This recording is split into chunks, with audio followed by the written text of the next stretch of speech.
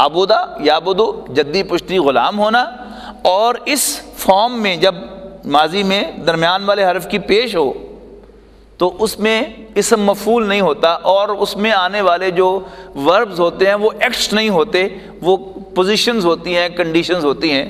Urdu grammar جن لوگوں نے تھوڑی بہت پڑھی ہے انہیں الفاظ یاد ہوں گے۔ فعل کی تعریف میں فعل وہ کلمہ ہے جس میں کسی کام کا کرنا یا ہونا پایا جائے۔ یہ ہونا جو ہے یہ اصل میں سٹیٹس ہے۔ اچھا، اب باب کاروما عبودہ ہے تو اس میں سٹیٹس ہوگا، ایکٹ نہیں ہوگا۔ معنی کا فرق کیا ہوگا؟ میں ساری آپ کو کہانی کیوں سنا رہا ہوں، آپ پریشان ہو رہے ہوں گے۔ اب وہ اصل بات آئے گی۔ اصل بات کیا ہے کہ ایاک نعبد، اس کا ترجمہ کیا جائے۔ اگر تو اس کا ماضی ہم ایزیوم کریں، مضارع تو ایک ہی ہے دونوں میں، اگر ہم اس کا ماضی ایزیوم کریں عبادہ یا عبدنا تو اس کا ترجمہ ہوگا ہم تیری عبادت کرتے ہیں، وَإِيَّاكَ نَسْتَعِينُ، اور تجھ ہی سے مدد مانگتے ہیں۔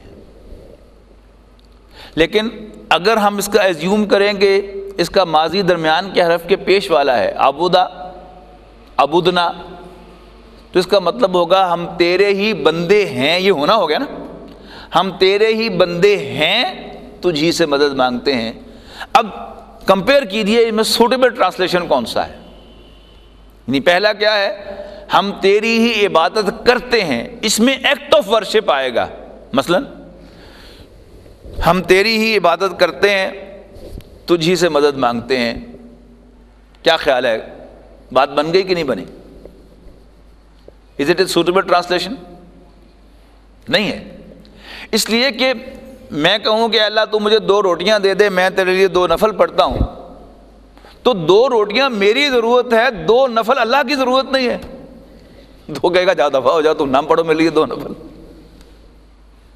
لیکن اگر میں کہوں کہ ایاک نعبد و ایاک نستعین، اے اللہ ہم تیرے ہی بندے ہیں لہذا تجھی سے مانگتے ہیں، دے، اب یہ سوٹیبل ٹرانسلیشن ہوگا اس کا، ایاک نعبد، ہم تیرے ہی بندے ہیں، و ایاک نستعین، اور تجھی سے مانگتے ہیں۔ یعنی ویسے بندے کا کوئی حق نہیں ہوتا۔ یعنی جمعے پر جو گفتگو ہوئی تھی رب ہمارا پر، اس میں نے یعنی امپلائر کا اور رب کا فرق آپ کو بتایا تھا، امپلائمنٹ اور غلامی میں کیا فرق ہے۔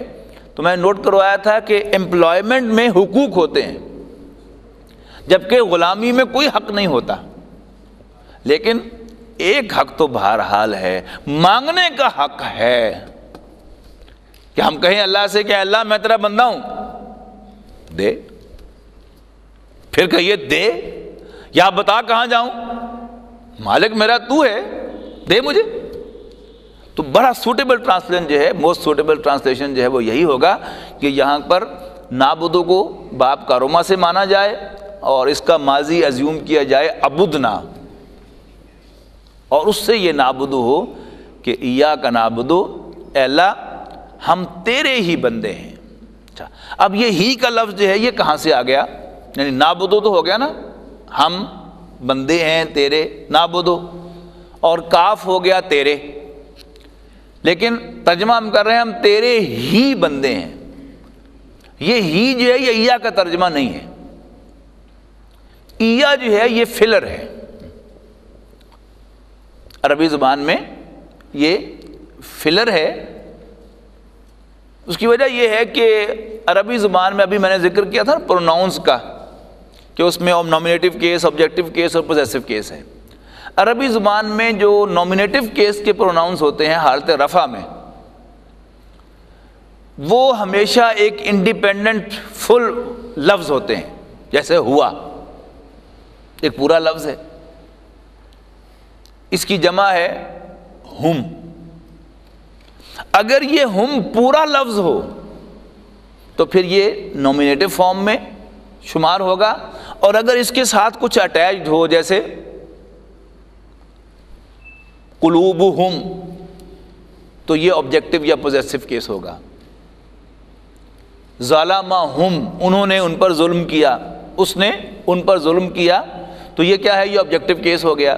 تو نشانی یہ ہے کہ اگر کوئی پروناؤن عربی زبان میں اٹیچڈ ہو کسی اور پری فکس کے ساتھ تو پھر وہ آبجیکٹو یا پوزیسو کیس ہے، اور اگر وہ ایک انڈیپینڈنٹ لفظ ہو تو پھر وہ نومینیٹو کیس ہے یا حالت رفع کے اندر ہے۔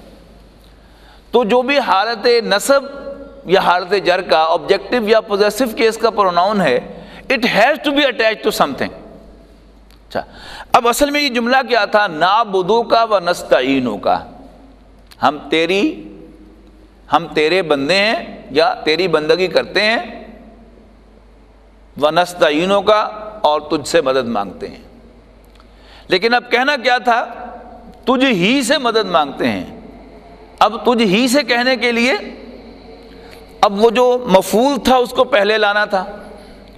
اگر تو مفعول کوئی اسم ہوتا، ناؤن ہوتا، تو وہ ذات خود آ جاتا، لیکن چونکہ وہ پروناؤن ہے اور وہ آبجیکٹو کیس میں ہے، تو لہذا آبجیکٹو کیس کا پروناؤن علیحدہ لفظ بن کے کھڑا نہیں ہو سکتا، اس کے لیے کسی پری فکس کی ضرورت تھی۔ تو ایا جو ہے یہ پری فکس ہے۔ اصل میں وہ جو مفہوم جو تھا، ہی کا مفہوم، تیری ہی عبادت کرتے ہیں، تجھ ہی سے مدد مانگتے ہیں، وہ تو صرف یعنی آبجیکٹ کو پہلے لانے سے، کا کو پہلے لانے سے ہی ہو گیا تھا۔ تو ایا جو ہے وہ اس کو سپورٹ دینے کے لیے، اس لیے کہ آبجیکٹو فارم کا جو پروناؤن ہے وہ انڈیپینڈنٹ لفظ کے طور پہ کھڑا نہیں ہو سکتا، لہٰذا ایا لگا۔ تو ایاک نعبد، ہم تیرے ہی بندے ہیں، و ایاک نستعین، اور تجھ ہی سے مدد مانگتے ہیں۔ اب جب ذکر آتا ہے بندگی کا، غلامی کا، تو اس میں مانگنے کے بعد جو پہلی بات ہوتی ہے وہ کیا ہوتی ہے؟ جمعے میں ذکر آیا تھا، یاد ہے آپ کو؟ ڈائریکشن لی جاتی ہے۔ میں نے نوٹ بھی کرایا تھا کہ آپ کسی امپلائمنٹ بھی جوائن کریں تو آپ جب رپورٹ کرتے ہیں تو اپنے امپلائر سے جا کے کیا کہتے ہیں؟ بتائیے جی کیا کرنا ہے۔ تو اب اللہ تعالیٰ کی بندگی، تو اس کا بھی تقاضا کیا ہے کہ مانگتے تجھ سے ہیں، ڈپینڈنٹ تجھ پر ہیں، باقی ہمارا کام کیا ہے؟ دسو کی کرنا۔ تو اہدنا الصراط المستقیم، ہمیں ڈائریکٹ کر سیدھے راستے کی طرف۔ اب سیدھا راستہ جو ہے اس کے لیے دو لفظ ہمارے علم میں ہیں۔